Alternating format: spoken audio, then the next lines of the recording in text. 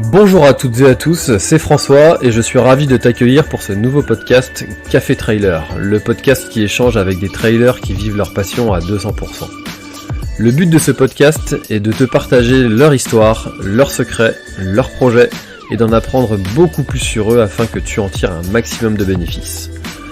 Donc si tu aimes le trail et écouter des histoires incroyables, alors ce podcast est fait pour toi. Il est possible d'assister au tournage de l'épisode et y participer en live chaque mercredi soir à 20h30 sur ma chaîne YouTube La Planète Trail. Juste avant de commencer, j'ai quelques messages à te faire passer. Si c'est la première fois que tu écoutes le podcast, je te remercie d'être arrivé jusqu'ici. D'ailleurs, je te recommande le podcast avec Stéphane Brognard qu'on ne présente plus. J'ai beaucoup d'ambition avec ce podcast et je souhaite aller chercher des trailers de plus en plus incroyables et j'aimerais vraiment échanger avec tes trailers préférés. Sache que l'un des meilleurs moyens pour de les convaincre de participer, c'est notamment de leur montrer que vous êtes nombreux à adorer le podcast sur les réseaux sociaux et sur les notes iTunes. Donc si ce n'est pas encore fait, tu peux aller mettre une note sur Apple Podcast ou iTunes, c'est vraiment ce qui m'aide le plus à inciter des trailers connus à venir témoigner. Si tu écoutes plutôt sur Spotify, tu peux très facilement le partager en story sur Instagram, tag-moi et je te repartagerai. J'en profite donc pour rappeler le nom de mon compte Instagram, c'est @laplanètetrail, suis-le et tu y retrouveras entre autres les coulisses du podcast. C'est aussi un excellent moyen de me faire tes retours et de me suggérer des invités. Enfin, j'ai aussi écrit un livre, Comment choisir ses chaussures de trail, que tu peux télécharger gratuitement sur mon site planettrail.com dans l'espace boutique. Maintenant, place à mon invité du jour. Bonsoir à tous, bonsoir Anthony, merci d'avoir accepté mon invitation et excellente année à l'ensemble des spectateurs qui vont regarder ce soir l'émission. Excellente année aussi à tous ceux qui regarderont et qui écouteront l'émission en replay ou sur le podcast. Comment vas-tu Anthony en cette nouvelle année 2021 ? Bah ça va pas trop mal, enfin j'espère qu'elle ira mieux que l'année dernière, parce qu'on a commencé gentiment et puis elle s'est vite transformée en catastrophe cette année 2020. Donc, on va essayer de repartir sur les chapeaux de roue en 2021 et puis en espérant qu'elle soit bien meilleure. Ouais, bah c'est sûr que c'est tout ce qu'on peut souhaiter à l'ensemble des trailers qui a fin cette année de trail, qui a fin de course officielle. Les off se sont un petit peu organisés, mais on sent que ça manque quand même un petit peu sur ton groupe Facebook. On sent que les gens ont envie d'aller faire des trails officiels et on pourra en reparler d'ailleurs de ton groupe Bref, je fais du trail. Mais avant tout, la première question que j'ai l'habitude de poser à l'ensemble de mes invités, c'est est-ce que tu peux nous rappeler ton premier trail ? Alors, c'était en 2015. Alors, on va prendre le vrai trail. Hein. C'était le marathon du Mont Blanc. D'accord. Parce que j'avais fait quelques mois avant le Lyon Urban Trail. Alors, ça va être encore un grand débat. Est-ce qu'un Urban Trail est un trail et tout, et j'avais fait une petite course un premier 12 km sur Vétramontou, c'est une commune à côté de Genève. Donc, voilà, le premier vrai trail que j'ai fait, ça a été le marathon du Mont Blanc en 2015. D'accord. Et donc, suite à ce marathon du Mont Blanc, qu'est-ce qui a été la suite ? Tu as été tout de suite baigné dans le milieu du trail ou ça a été un mode plus jamais, j'en veux plus de ce sport ? Je l'ai très mal vécu, ce 42 km, parce que je ne l'avais pas du tout préparé. Ça faisait pas longtemps que je courais, donc aucune connaissance de mon corps, hydratation, alimentation et tout ça. Pour ceux qui connaissent, moi j'avais Thibaut Barognan qui m'avait dit « Anthony, si au 30e kilomètre, tu es encore frais, c'est-à-dire 30e kilomètre, c'est au début de la montée du col des Montets, donc la deuxième bosse. Si au 30e, tu es encore frais, tu vas rattraper beaucoup de monde. » Et je suis arrivé au 30e, j'étais mort. et en montant le col des Montets, tu avais des coureurs, des coureuses allongées par terre à l'agonie. Enfin, en plus, il faisait très, très chaud en 2015. Et voilà, la première montée, c'est-à-dire la montée des Posettes, la descente des Posettes, je ne me suis pas alimenté, je n'ai pas bu parce que je ne savais pas qu'encore, quand tu n'as pas soif, il faut quand même boire.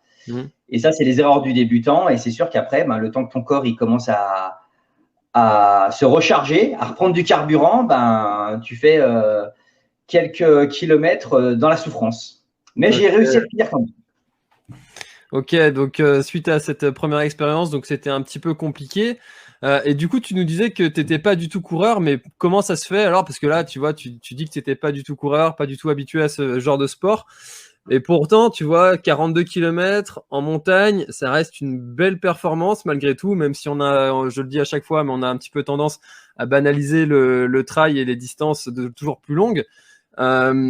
Comment ça se fait que tu te sois engagé sur cette distance-là? Quel était ton passé de sportif pour arriver à faire cette distance-là et y arriver? Parce que tu as quand même été au bout. Alors moi, j'ai un passé sportif assez chaotique, on va dire. J'ai fait un petit peu de sport quand j'étais gosse. J'ai fait de l'aïkido, j'ai fait un peu d'athlétisme, j'ai fait du rock en compétition aussi. Mais dès que j'ai commencé mes études sur Lyon, j'ai stoppé, on va dire, le sport, sauf le sport à l'école. Et après, plus j'avançais dans les études, plus je faisais sauter les cours de sport pour, au contraire, étudier. Donc, j'étais mieux à la bibliothèque qu'en cours de sport. Et j'ai fini par déménager parce que je suis pas natif de la Haute-Savoie, donc j'ai fini par déménager en Haute-Savoie pour travailler. Et quand tu t'habites ici, tu es un petit peu obligé de te mettre au sport. Peu importe le sport, attention. Tu peux faire du parapente, de l'escalade, de la randonnée, du trail, du VTT. Enfin bon, on est quand même dans une région ultra montagneuse et généralement, tu te mets quand même plus ou moins au sport. Donc, je me suis mis à randonner gentiment parce que voilà, on a des super spots. Et puis petit à petit, j'ai une corpulence qui fait que je peux vite accélérer en randonnée parce que je suis quand même assez sec, malgré, entre guillemets, que je me trouve gros, mais ça, c'était une autre histoire.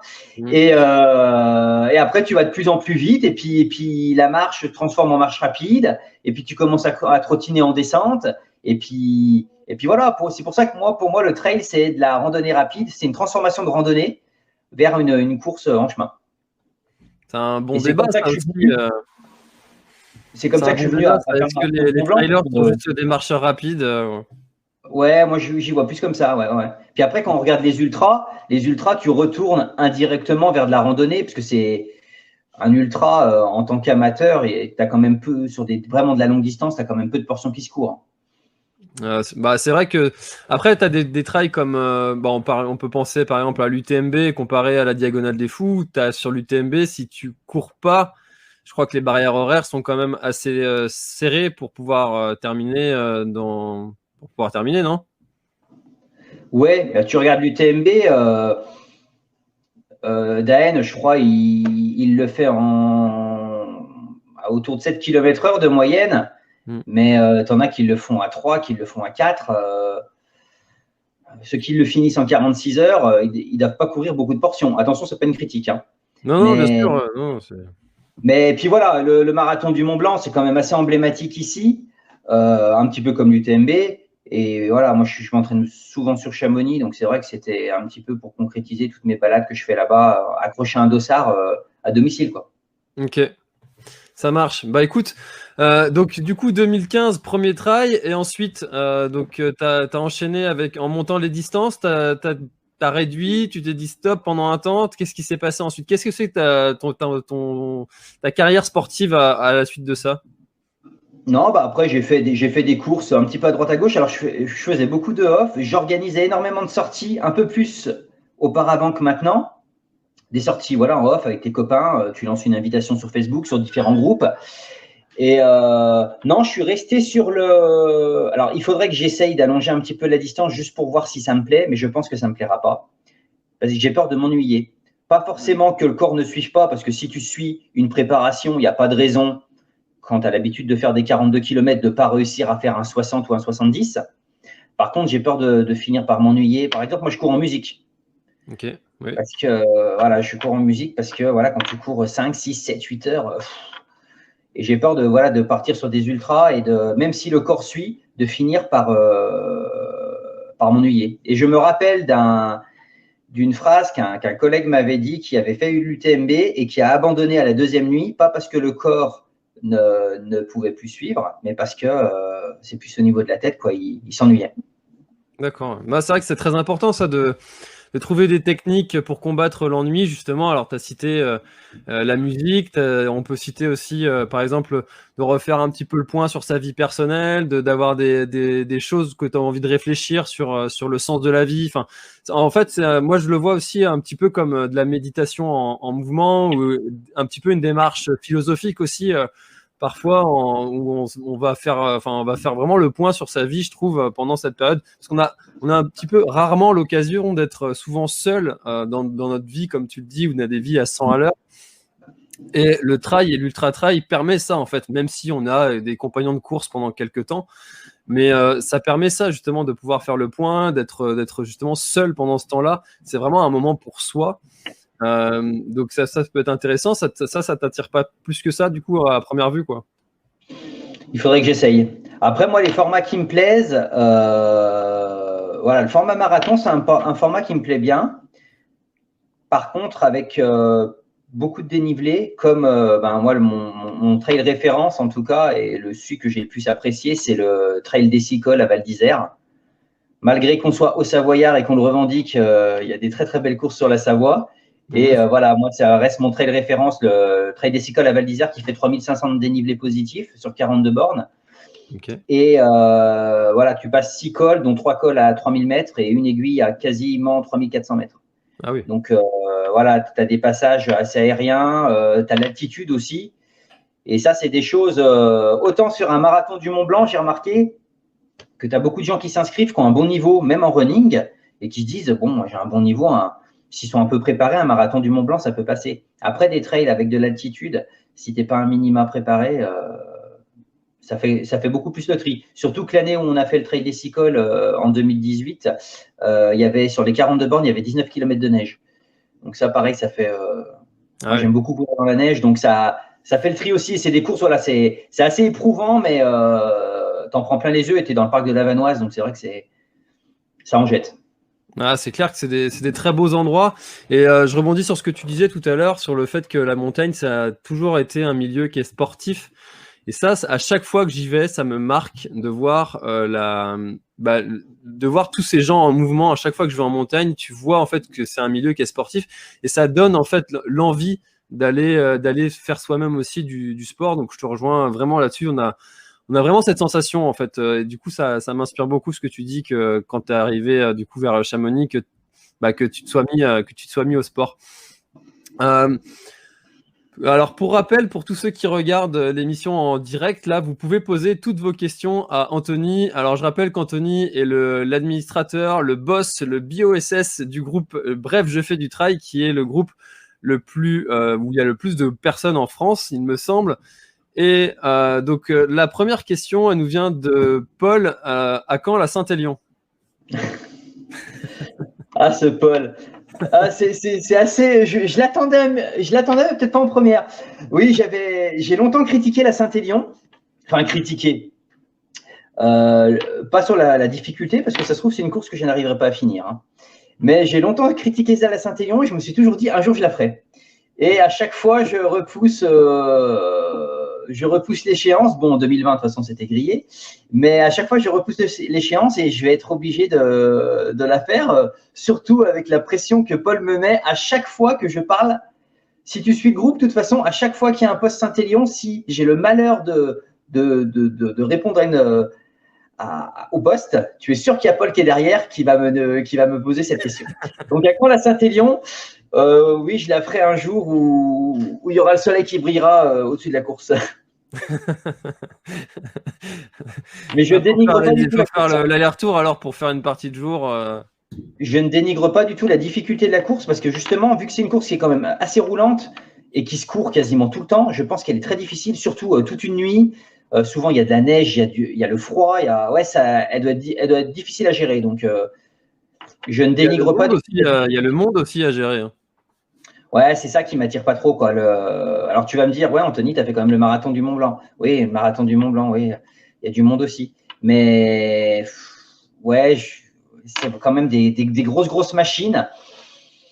Je sais pas, j'aime bien l'atmosphère un petit peu intimiste, tu vois, de Val d'Isère, par exemple. Il y avait une très belle course aussi qui avait été faite aux Deux Alpes, mais il n'y a eu qu'une seule édition. C'était le 3600 Summit Trail. Je crois qu'on avait été même pas une centaine au départ. C'était une course très, très, très aérienne. 39 km, 2900 de positifs. Et pareil, un passage à 3600 mètres sur un glacier.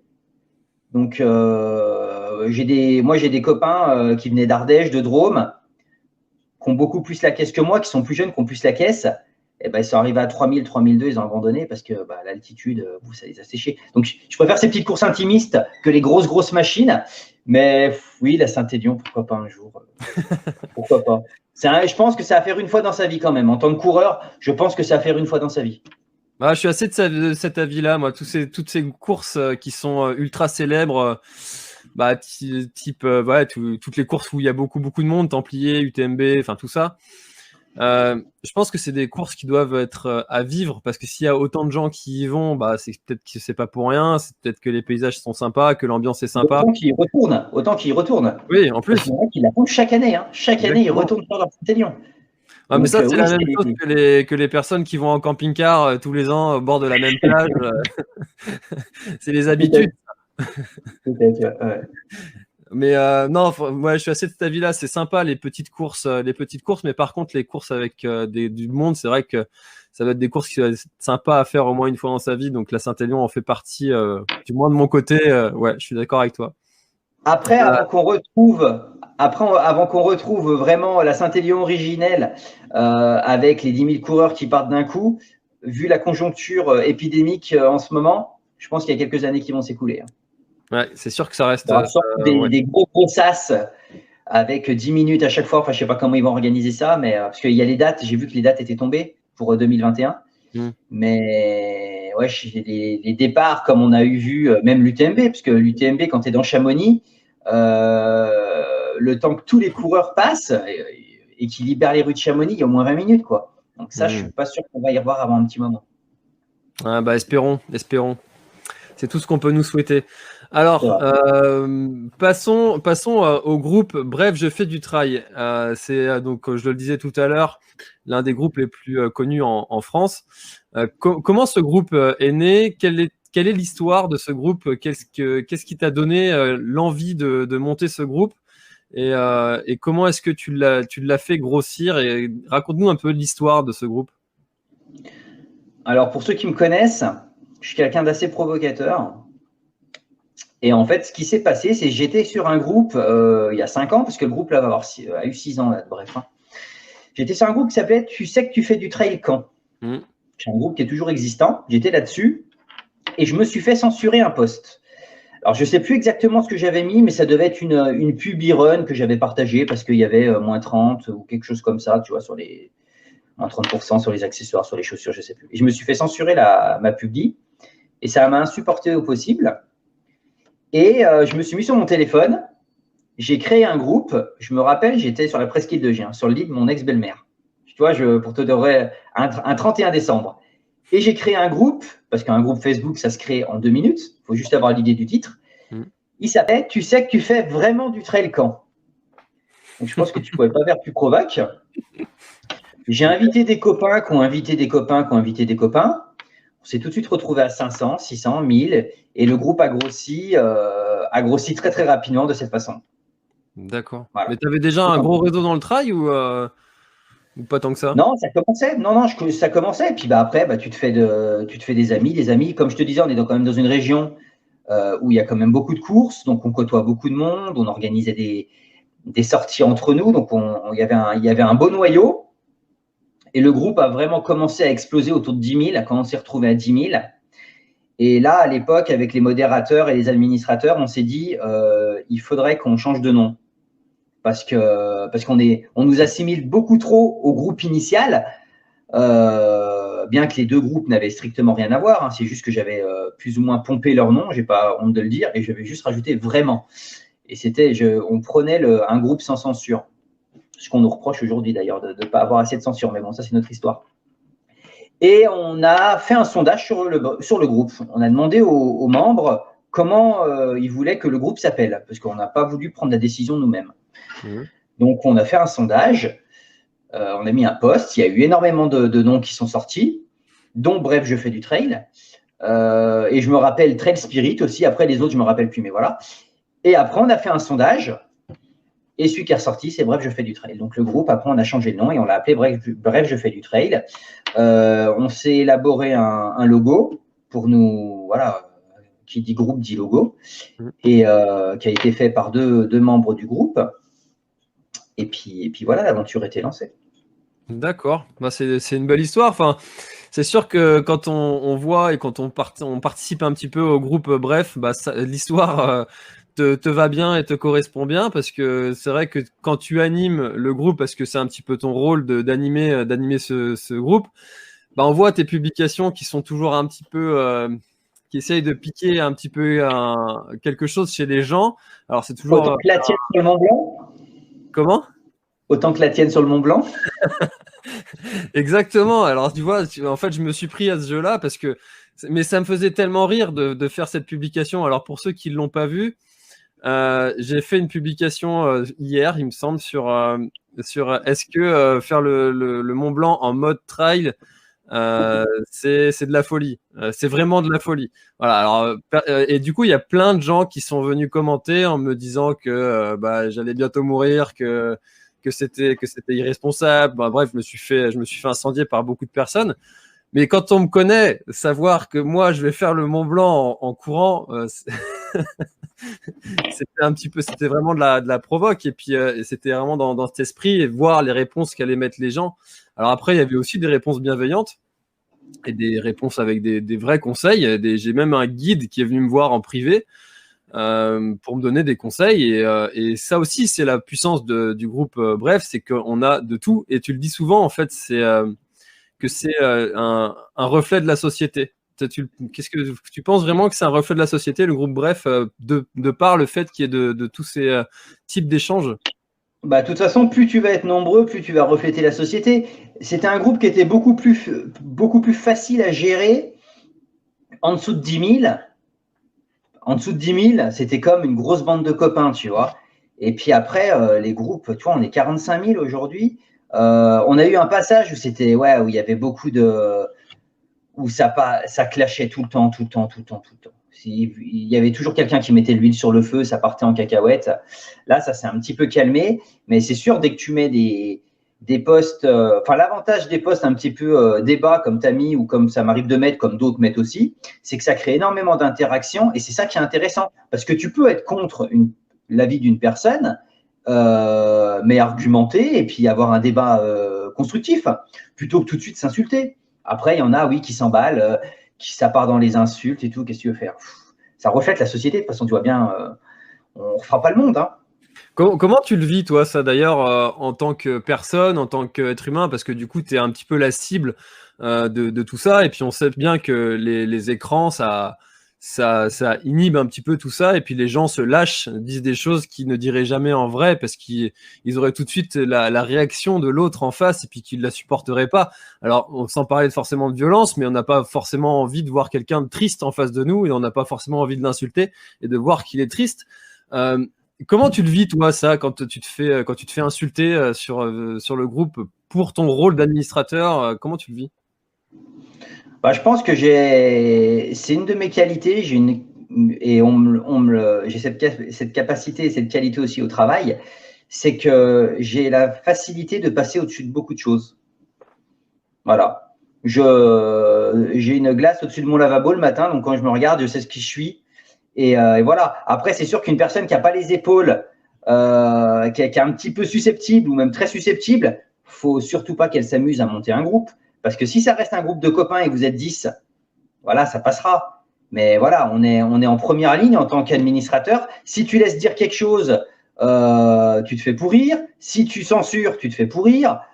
Voilà, tu ne te fais pas que des amis en étant administrateur d'un groupe, enfin d'un groupe ou d'une page, peu importe. Hein, tu ne te fais pas que des amis. Voilà, faut aimer. On ne peut pas plaire à tout le monde, et plaire à tout le monde, c'est plaire à n'importe qui. Voilà, moi je me répète ça et comme ça je suis tranquille. Mais on se fait énormément de belles rencontres. On devient n'importe qui. De quoi? C'est en faisant n'importe quoi qu'on devient n'importe qui? Aussi. Donc non, après, faut avoir cette faculté, cette facilité à passer au-dessus des choses et relativiser. Et voilà, ça passe. Hein, ça passe. Hein. Alors justement, parlons-en de ce côté du groupe que tu revendiques, du coup, valorise en fait la liberté de parole et la non-censure.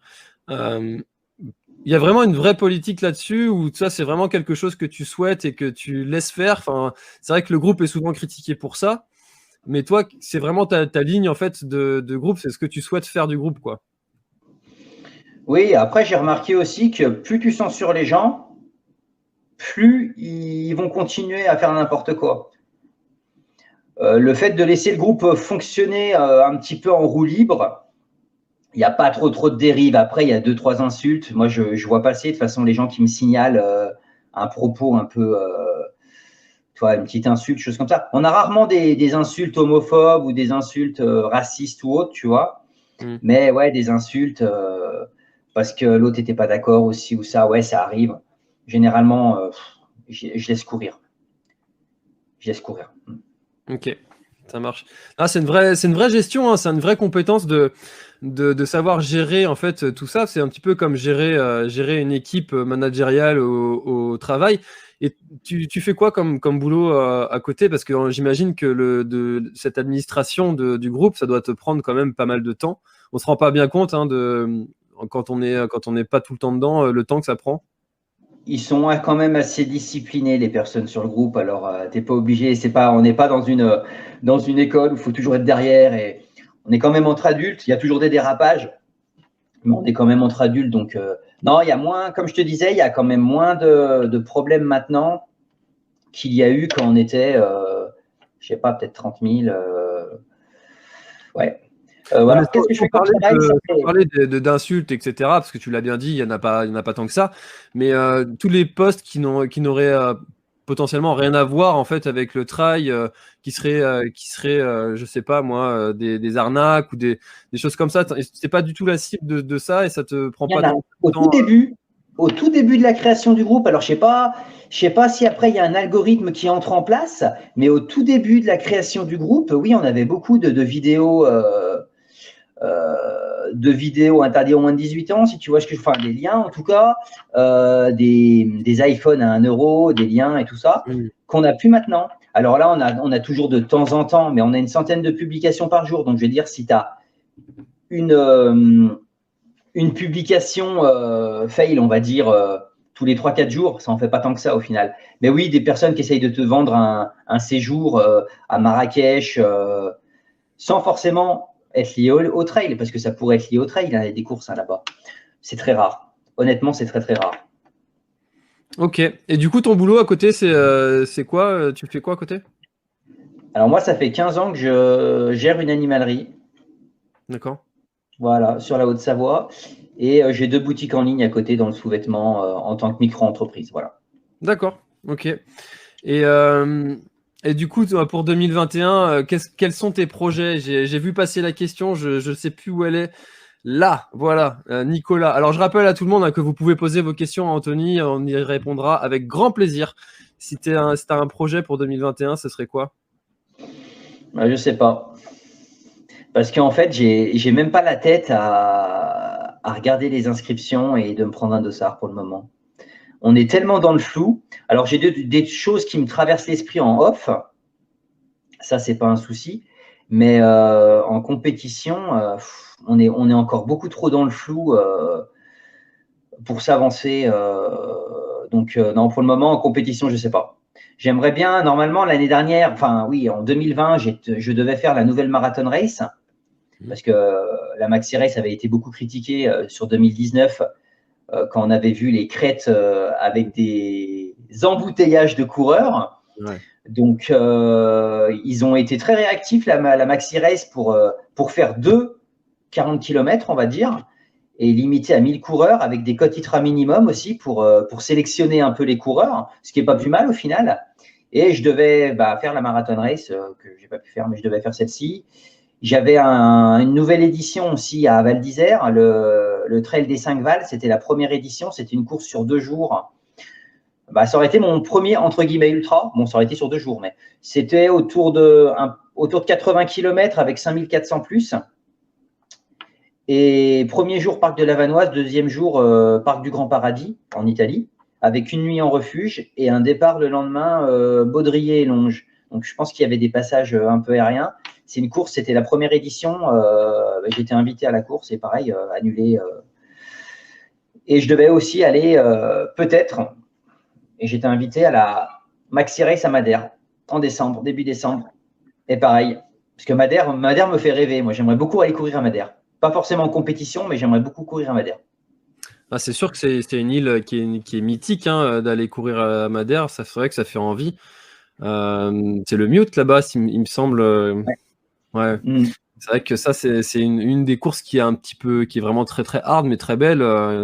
À cocher encore une fois, ça en fait partie, ouais, évidemment.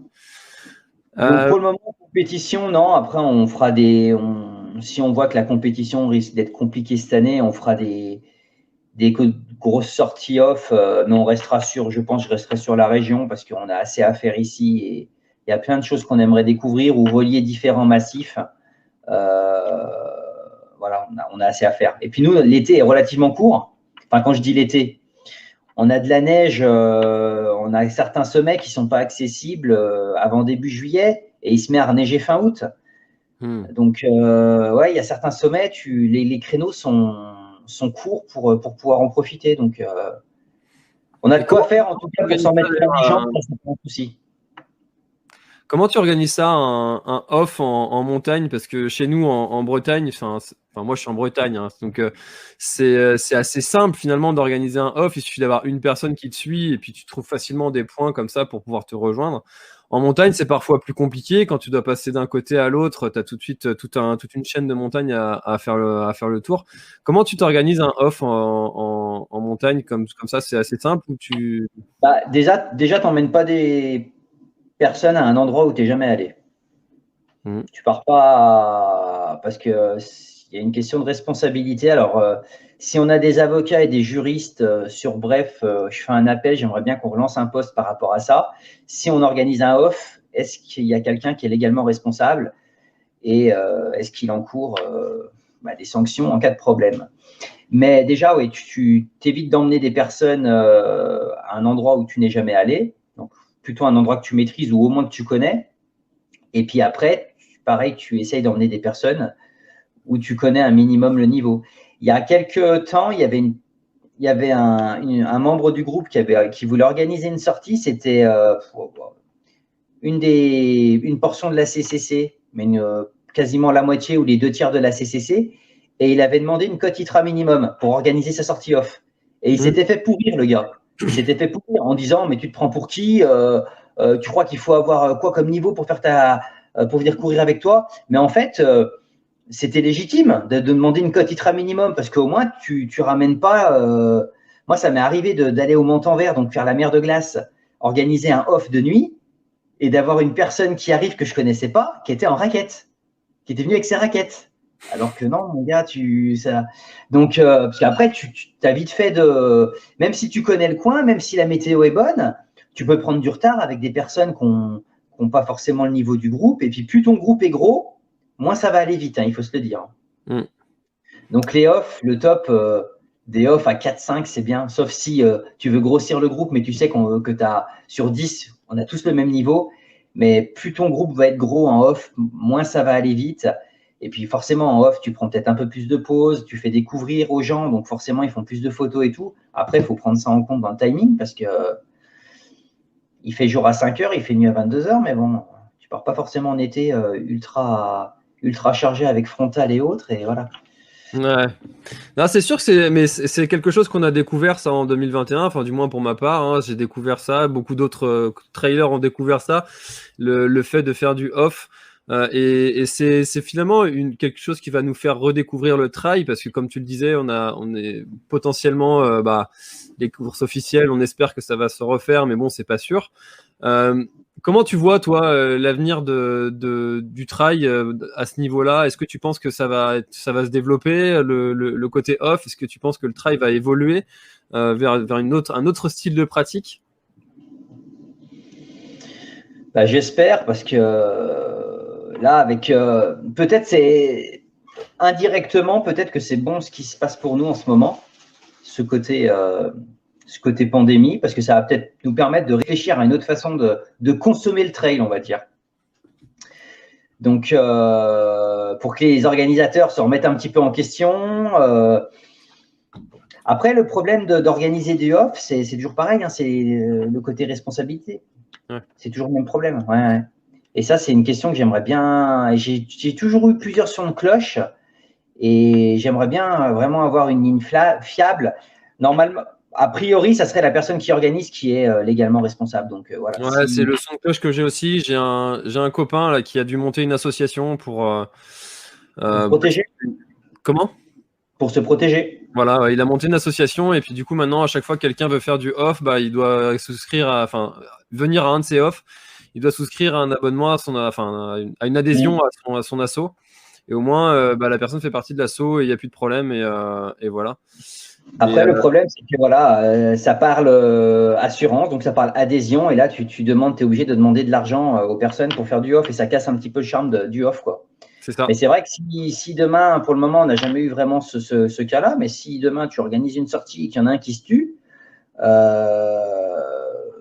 même si la personne qui s'est tuée était responsable et que c'est de sa faute, après, c'est une histoire d'assurance, c'est les familles, c'est tout ça, ils se retournent contre toi, et tu vois, finir en prison ou payer toute ta vie alors que tu as voulu faire plaisir à des gens et que la personne ne se serait pas retournée contre toi, c'est vrai que c'est dommage.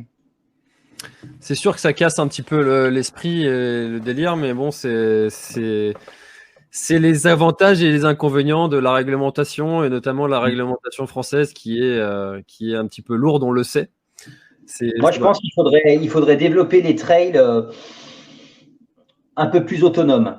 C'est-à-dire peut-être moins de ravitaux, qu'on charge un petit peu plus, que ça puisse baisser aussi le prix du dossard, parce que quand tu regardes sur une année, une personne qui veut faire de la compétition, ça a vite fait de chiffrer, et il y a peut-être des gens qui s'interdisent de faire des courses parce que ça leur coûte trop cher.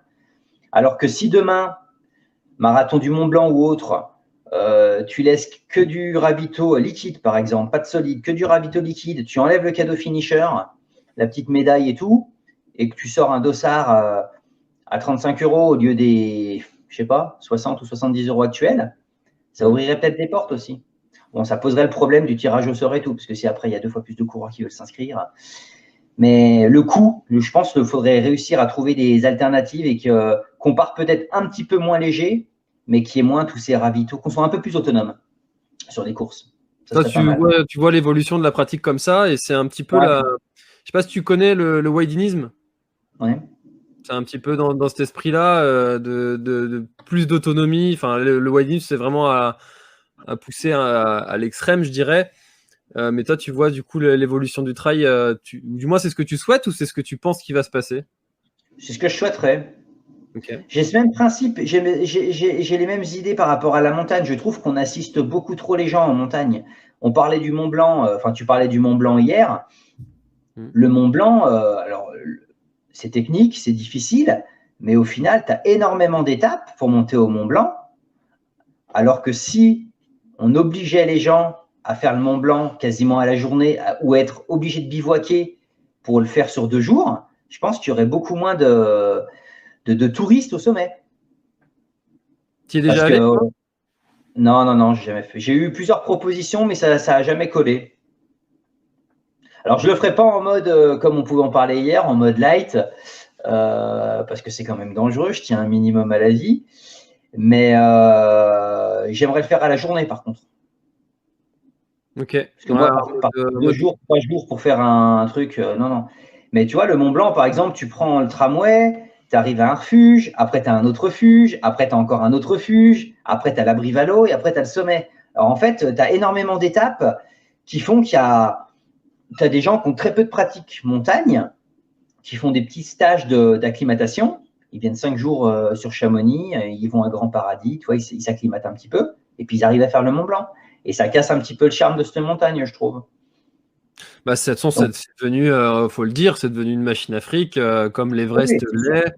Et les vrais connaisseurs, et tu l'as vu dans les commentaires de ma publication, disent heureusement que c'est pas les montagnes les plus belles et les plus techniques, et que du coup les alpinistes, les vrais, les purs, ils peuvent aller s'éclater ailleurs que sur ces sommets qui sont plus mythiques que réellement difficiles, quoi. Même si le reste, ça reste quand même. Même si ça reste des épreuves sportives, faut pas. Et puis ça fait envie aussi. Moi, j'ai envie d'y aller aussi. Pas sur l'Everest, mais. Mais tu vois, c'est très bien tous ces ravitaux, pour en revenir au trail, c'est très bien tous ces ravitaux, mais ça casse un petit peu le charme de la course, je trouve.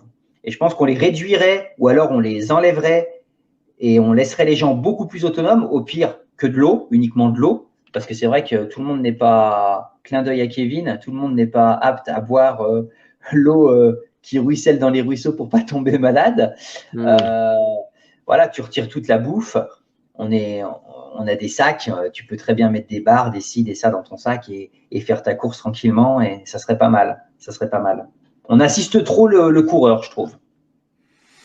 Ok, c'est peut-être un message, si jamais il y a des organisateurs qui nous écoutent. Du moins, c'est vrai que moi, j'ai pris beaucoup de plaisir à faire du off sur l'année 2020 et ça a été une très belle découverte. Ouais, alors je rappelle qui nous propose de mettre Munster vs Reblochon dans les ravitaux. On est en Haute-Savoie, Reblochon. Rémi, pour le petit clin d'œil, c'est un coureur des Vosges qui était à Grand Bornand il y a quelques années en vacances et il m'avait demandé de l'emmener sur un sommet que j'affectionne qui s'appelle le Jalouvre, qui est très aérien, un sommet au-dessus. Et on l'a fait au lever du jour, donc on est parti à la frontale et tout. Et désolé les gens ont fini leur digestion à cette heure-ci. J'ai fait vomir Rémi tellement l'ascension était violente. Voilà. Et depuis, c'est resté. Et à chaque fois, on a un clin d'œil quand on discute de ça. Il avait déjeuné et tout. Et c'est vrai que le Jalouvre, tu as des passages où tu es à 4 pattes, tellement c'est raide. Et l'effort a été un peu trop violent. Voilà. Donc, un clin d'œil à Rémi. Donc, clin d'œil à Rémi. Voilà, belle histoire, Rémi, de partage. Alors, il y a Petrus. Question importante dans le sujet. En VTT, il existe beaucoup de randonnées organisées partout en France, des parcours proposés, des ravitaux, un dossard, mais pas de chrono. C'est pour le plaisir et ça ne coûte pas cher, environ 5 € par inscription. Pour quelle raison est-ce que ça n'existe pas en trail ? C'est vrai que il y a beaucoup de randos comme ça VTT qui existent et qui coûtent que dalle. Et ouais, en trail, ça se fait pas. C'est vrai. Je sais pas. Très bonne question. Et ça serait intéressant. Ça serait intéressant, ouais. Pourquoi pas. C'est peut-être un message subliminal. Là, il y a un organisateur de course ça va lui avoir fait tilt. Et puis, il va peut-être se dire, tiens, pourquoi on n'organiserait pas une course comme ça ? Et du coup, Erwan qui nous demande faire signer une décharge. Alors, on parlait non, ça vaut rien. Non, apparemment, apparemment, ça vaut rien. Sinon, ça serait trop simple. Tu arrives, tu fais signer une décharge, tu emmènes les personnes et bon, après, tu vois quand même un petit peu le niveau parce que même si au final, il t'arrive à rien, si tu as quelqu'un qui y reste, ça doit quand même secouer. Mais non, d'après les avocats, une décharge devant un juge, ça fait rien. Et c'est vrai qu'il faut mieux être averti avant de se retrouver devant un juge. Parce que une fois qu'il y a un drame qui est arrivé, et ça peut aller plus vite qu'on ne croit, hein. Sans dire d'aller faire des sommets ultra aériens, ultra gazeux, en montagne, même en plaine, même sur la plage, tu peux te faire mal et tu peux mourir, hein, de toute façon. Et d'ailleurs, toi, en tant qu'administrateur de groupe, pour revenir sur le groupe Bref, est-ce que tu as des responsabilités comme ça où tu pourrais être embêté pour certaines choses ? Tu le sais, ça ? Alors, normalement, je suis responsable de tout ce qui se dit sur le groupe, même si c'est pas moi qui l'ai dit. J'ai jamais reçu un recommandé avec accusé de réception d'un huissier ou d'un juge. Donc, voilà. Mais normalement, je suis responsable de tout ce qui se dit. Bon, après, va justifier que 2 personnes se sont accrochées et que c'est moi qu'on emmène devant le tribunal. Si ça allait jusqu'au tribunal, bien sûr, ou même juste à la gendarmerie. Les gens, je pense, ils ont autre chose à faire que… Mais j'ai eu déjà des accrochages avec des personnes avec qui je m'entends très très bien maintenant, mais des accrochages où ça a failli aller très très très loin. Très très très très loin. Ah ouais. Tu as des petites anecdotes comme ça que tu peux nous raconter sur le groupe, des trucs qui t'ont marqué ? L'accrochage, par exemple, que je parle, là, avec un Laroche, qui est coach, Alain Roche. qui est nutritionniste, qui fait des produits exceptionnels. Je cherche pas à vendre ses produits. Généralement, les gens qui les ont essayés, ils ont adoré. Après, c'est plus le personnage qui peut coincer. Moi, je m'entends très, très, très bien avec Alain quand on se voit, enfin voilà, même maintenant. Mais j'ai eu des très, très, très, très gros accrochages. Et à la base, c'était pas moi qui avais amorcé le truc. C'était plus des administrateurs de Bref ou des modérateurs. Bon, moi, j'ai suivi parce que je suivais les personnes qui étaient avec moi. Et c'est allé, ouais, ça a failli aller très, très loin avec Alain. Il est très, très procédurier. Par contre, voilà, il est ce qu'il est. Faut le rencontrer en live pour voir vraiment le bonhomme. Bon, j'ai l'impression qu'il se fait un peu moins clasher là sur les groupes Facebook. Mais c'est quelqu'un qui a énormément de connaissances, qui a des très, très, très bons produits. Après, voilà, il a pas sa langue dans sa poche. Il rentre peut-être un peu trop dans l'art et il dénigre peut-être un peu trop les autres marques. Mais bon, voilà, c'est son caractère. Moi, je sais qu'il y a des gens qui utilisent ses recettes parce que Alain Roche donne ses recettes pour ses produits. Il ne le cache pas. Et il le dit même, si c'est toi qui fais ces produits, ça te coûtera moins cher que d'acheter les siens. Donc ça, c'est super honnête quand même de sa part. Donc il y a des gens, moi, qui utilisent ces produits, enfin qui utilisent ces recettes, mais qui le disent. Moi, je ne donnerais pas un centime à Alain Roche. Pour son côté, pour son caractère, quoi. Bah oui. Franchement, soit t'aimes pas. Ouais, voilà. Soit t'aimes pas. Après, il faut le rencontrer quand même en vrai. Il faut le rencontrer en live parce que c'est pas du tout le même personnage. Et moi, je me suis vraiment clashé dans le passé avec lui. C'était parti huile de palme orang-outan, pour te dire. C'était parti de ça, à la base. D'accord. Il avait fait un post sur l'huile de palme et les orang-outans. C'était parti en bon, bref. Et on discute encore régulièrement avec Alain. Moi, enfin voilà, quand on va à Chamonix, quand il est à l'UTMB, quand il est au marathon du Mont Blanc, on se voit, on va boire un café ensemble, on va boire un verre. Enfin voilà, quoi. Moi, c'est quelqu'un que j'apprécie. Je suis pas rancunier. Voilà. C'est vrai que tu as des figures comme ça sur le groupe comme ça qui ressortent. Donc c'est vrai qu'on pense à Alain Roche. Il y en a d'autres comme ça qui ressortent, qui ont des personnalités fortes. Et je trouve ça intéressant justement dans le groupe d'avoir ce genre de personnalité. Et puis comme tu dis, c'est vrai que c'est important c'est naturel, c'est humain hein, de se faire un avis sur les gens comme ça d'un premier instinct. Mais bon, ça n'empêche qu'on reste derrière un écran et puis que la personne qui met des publications, et c'est la même chose pour elle, elle montre une image d'elle qu'elle a envie de montrer et qui n'est pas forcément l'image qui la reflète réellement. Le problème des réseaux, de toute façon, il n'y a pas d'intonation. Donc, tu vas marquer quelque chose. Vu qu'il n'y a pas l'intonation derrière, ça peut être mal perçu alors que ce n'était pas du tout la donnée initiale, quoi. C'est ça le gros problème des réseaux. Et tu as d'autres comme ça, d'autres histoires, d'autres bonnes anecdotes, d'autres trucs qui t'ont marqué sur le groupe? Ouais, il y a eu des époques où, bon, je citerai pas les noms, hein, mais j'ai eu beaucoup de filles qui m'envoyaient des MP en me disant, Anthony, il y a telle personne qui m'envoie des photos de lui, pas très habillé, si tu vois ce que je veux dire et tout. Et j'avais fini par le choper en MP, parce que moi, de recevoir des MP de filles qui viennent se plaindre, ouais, Anto, il m'envoie. Voilà, donc j'avais chopé et c'était parti un petit peu en cacahuète. Il était parti, il est revenu sur le groupe. Donc, je te laisse chercher sur les 45 000. Et il s'est calmé, en tout cas. Mais oui, il y a des gens qui profitent de ce milieu où on n'est pas très habillé, il faut le dire, que ce soit homme ou fille. Hein, les filles, ça court souvent en mini-short, en brassière. Et ils en profitent enfin, ils pensent qu'un groupe de trail, c'est adopte un mec au Tinder, quoi. Donc, c'était assez drôle. Mais bon, au bout d'un moment, voilà, moi, je suis pas gendarme, hein, mais bon, au bout d'un moment, tu chopes le gars, tu lui envoies un MP, tu dis j'ai vu des photos de toi, alors c'est soit tu arrêtes, soit tu te barres, le mec il te bloque, et puis il finit par disparaître, parce que même moi, si on me bloque, j'ai accès encore sur Bref au compte de la personne, donc après il peut sauter du groupe. Hein. Et il a fini par revenir quelques temps après, presque quelques années après, on va dire. Je pense qu'il y a eu un reset dans sa vie, tout se passe bien maintenant, mais voilà, il y a ça qui revient de temps en temps, en tout cas, soit du cas par cas, une fille, ouais, il y a lui qui me harcèle un peu et tout. Je suis, ouais, bon, j'ai beau être administrateur, je ne suis pas gendarme, je ne suis pas psy.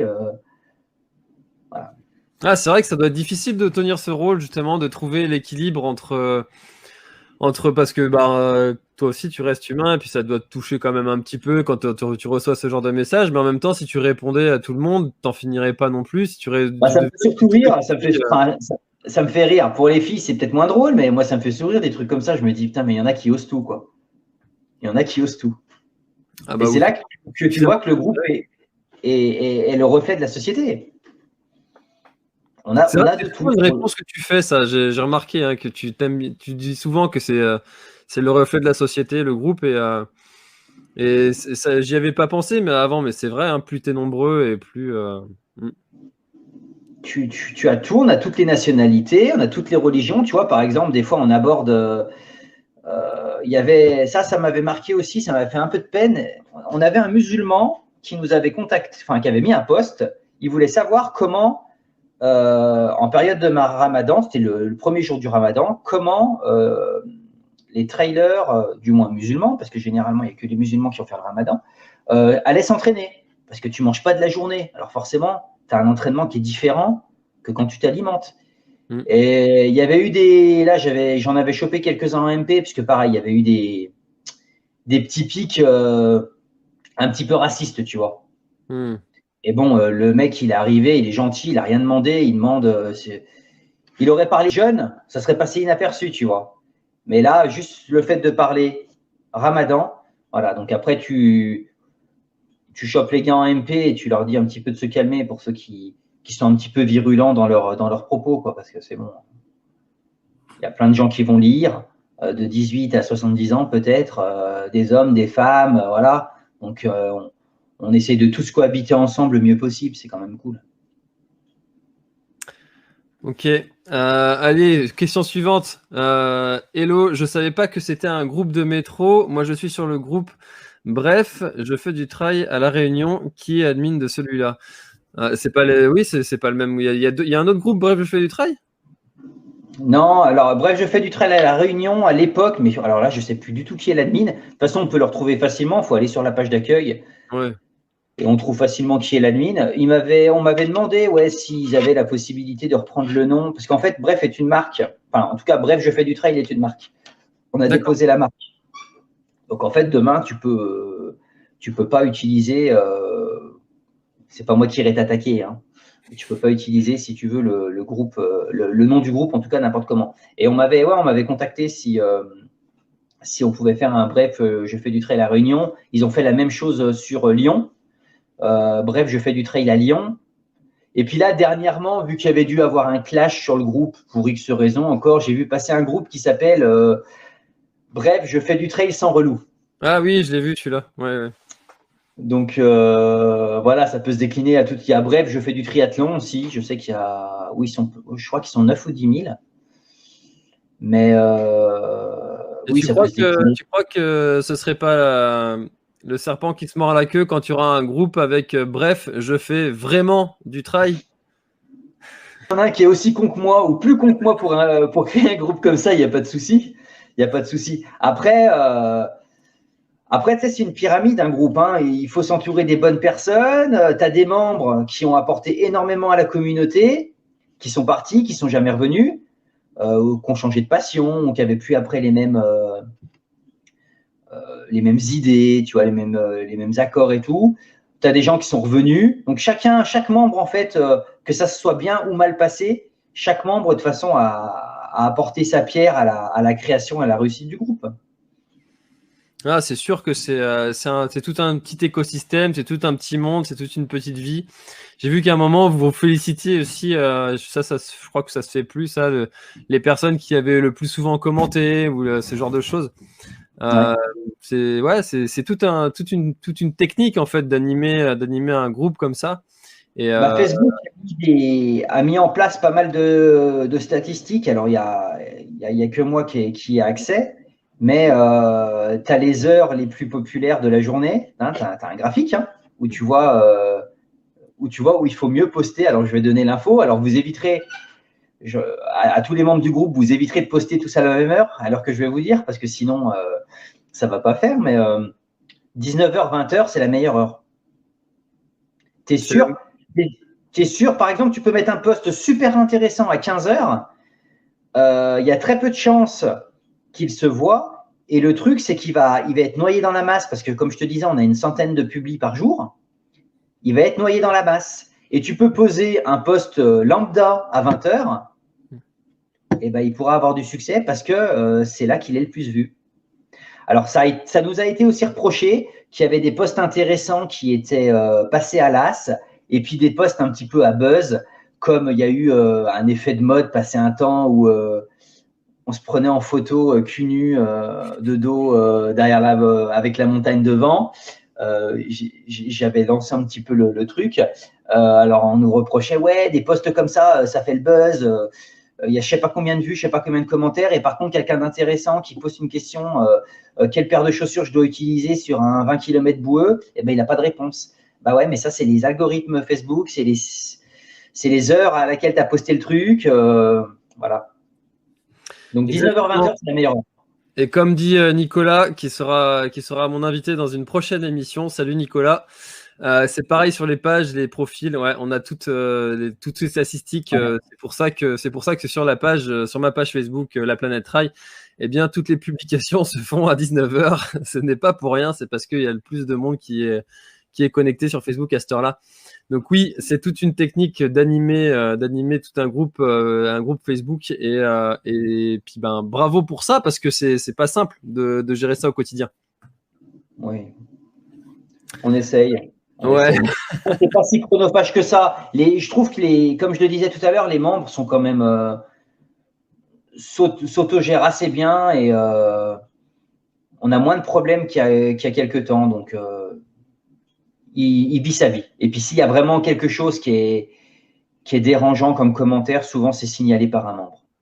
Donc ça, tu le retrouves dans contenu bloqué, contenu signalé. Et puis après, à toi de voir. Ce qu'il faut savoir, c'est que souvent, je ne réponds pas au signalement, donc je laisse faire. Mais si la personne qui a signalé le signal à Facebook, à ce moment-là, peut censurer le post. Ce qui est arrivé tout à l'heure à Sébastien, qui avait une photo avec sa chérie de dos, les fesses à l'air. Très belle photo. Un beau post qui a fait énormément de likes, mais qui a été censuré par Facebook. Ah, c'est Facebook qui s'y met à censurer les Facebook qui s'y met un petit peu, ouais. Ok. Le fameux algorithme de Facebook. C'est ça. Ok, bah merci Anthony. On arrive déjà à 55 minutes d'émission. Ça passe toujours très très vite. Cette heure que je prévois à chaque fois. Qu'est-ce qu'on peut te souhaiter alors pour 2021 ? Quels sont tes projets au-delà du trail peut-être ? Quels sont tes projets pour 2021 ? Qu'est-ce que tu souhaites ? C'est que si à la fin de cette année tu as accompli, cette année sera réussie. Je vais essayer de faire un peu plus de bivouac. Je m'y suis mis ça fait 2 ans que je fais un petit peu de bivouac et c'est vraiment très très très très sympa, très sympa. Ok. Donc, pareil, dans des spots sur la Haute-Savoie ou sur la Savoie. Bon, j'ai un chien maintenant, donc je vais pas pouvoir l'emmener où je veux parce que forcément en réserve naturelle c'est interdit. Mais voilà, faire un peu plus de bivouac, ça permet d'être sur place. Moi, je fais énormément de levées de soleil. Donc, quand tu es en bivouac, tu es sur place. Là, l'été dernier, donc au mois de juillet, j'ai fait une très, très, très belle sortie au Lac Blanc et on a fait un coucher de soleil, un lever de soleil exceptionnel. J'ai des photos, j'ai des bouquets. Je me suis jamais approché autant des bouquetins que ce jour-là parce que tu te lèves à 4h30 du matin, tu es déjà sur place et tu es au milieu de la faune sauvage, quoi. Donc, voilà, c'était juste énorme. Ok, donc plus de bivouac avec voilà. Mais l'avantage du bivouac aussi, que j'avais fait il y a 2 ans, c'est que tu es sur place pour le 80 km du Mont Blanc. Ah. Et j'ai vu passer j'ai regardé que les 10 premiers, mais il y avait Lannes, il y avait Thévenard, il y avait toute la clique qui sont passés. Moi, j'étais sur place, j'ai fait 300 mètres et ils sont passés devant moi, quoi. J'avais pas besoin de me lever aux aurores et de monter jusqu'à la Flégère et puis aller sur Tête au Vent, quoi. Donc ça, c'est cool aussi d'aller camper entre guillemets en montagne et lors de courses et puis de pouvoir profiter soit de nuit, soit au petit matin. Là, c'était au petit matin, il y avait juste le lever du soleil des premiers coureurs, quoi. Encore frais parce qu'ils venaient de partir quasiment, donc ils étaient encore frais. Ça avançait. Ok, ça marche. Eh ben écoute, si jamais tu souhaites venir faire du off en Bretagne, j'imagine qu'il y a plein de brefs et moi le premier qui serait ravi de t'accueillir pour te faire découvrir la région. Et si jamais il y en a d'autres qui seraient intéressés, bah, ce serait avec grand plaisir. Merci Anthony pour cette heure d'échange. C'était vraiment très sympa d'avoir un petit peu les coulisses de ce groupe bref et pas que en bref parce qu'en 1 heure on a eu le temps de bien en discuter. Donc c'était vraiment super chouette. Merci à toi de ta franchise, de ton honnêteté et puis voilà, monsieur super, continue à animer ce groupe. Et puis c'est tous les membres qui animent le groupe, hein, c'est pas que moi. Hein, donc voilà. Ouais, mais tu te fais tous les membres. Des petits postes qui appuient là où ça fait mal. Il faut remettre toujours un peu d'essence sur le feu, hein, il n'y a pas de mystère. C'est comme ça que ça marche. Exactement. Allez, merci à tous. Très bonne soirée. L'épisode sera en podcast et en replay aussi sur YouTube, Facebook. Vous retrouverez tout ça. Bonne soirée à tous. C'était François et Anthony. Bye bye. Bye. Merci d'avoir écouté cet épisode jusqu'au bout. Si tu es encore là, c'est sûrement que l'épisode t'a plu, donc n'hésite pas à le faire savoir autour de toi et à t'abonner pour ne louper aucun épisode. J'ai mis tous les liens dans la description, donc n'hésite pas à y jeter un œil. À la semaine prochaine, bye bye.